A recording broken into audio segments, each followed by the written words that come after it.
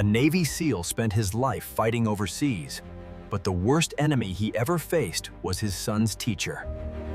Ethan Miller had spent 8 years as a Navy SEAL, but nothing prepared him for civilian life or for raising his son alone after losing his wife. His boy, Mason, was the center of his world, and Ethan worked hard to give him stability after years of deployments. Life finally felt normal until he started noticing changes in his son. Mason became quieter, more withdrawn, and hesitant whenever school was mentioned. Ethan pressed gently, but Mason insisted everything was fine.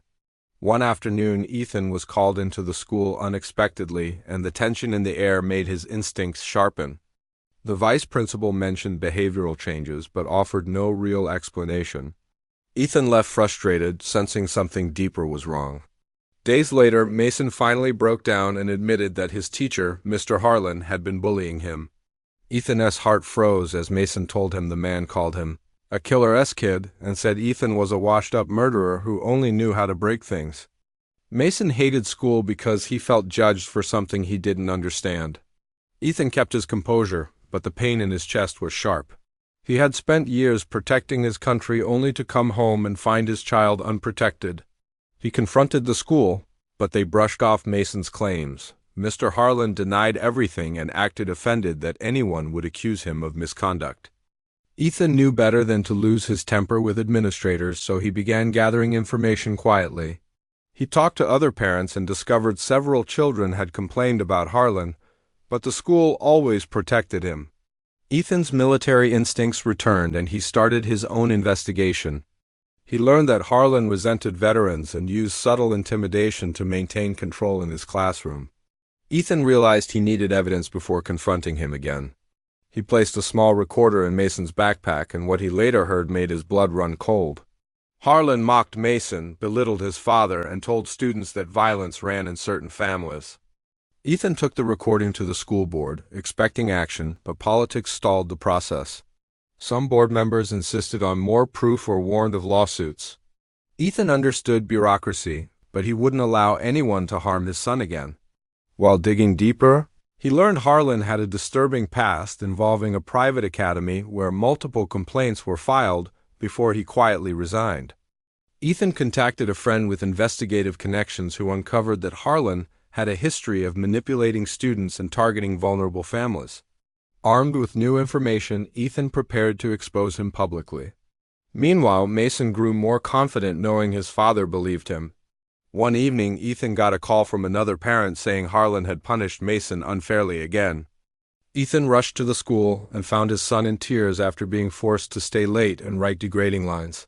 Harlan argued that Mason needed discipline, but Ethan saw the cruelty behind his eyes. Ethan warned him calmly that his pattern of abuse was ending.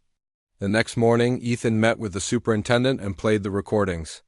He showed the evidence of Harlan's past employment issues and the statements from other parents. The superintendent was stunned and immediately suspended Harlan.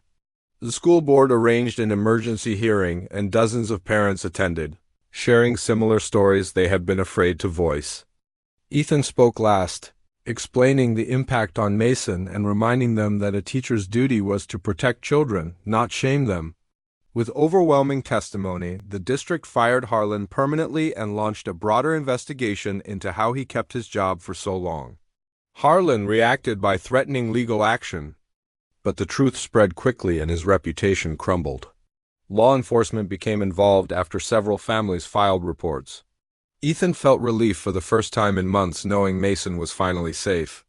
Mason slowly regained confidence and no longer feared walking into his classroom. Ethan transferred him to another teacher who understood the trauma he'd faced. As weeks passed, Ethan watched his son smile more, laugh more, and regain the joy school had taken from him. The ordeal reminded Ethan that battles didn't always involve weapons or enemies on foreign soil. Sometimes the fight came from unexpected places close to home.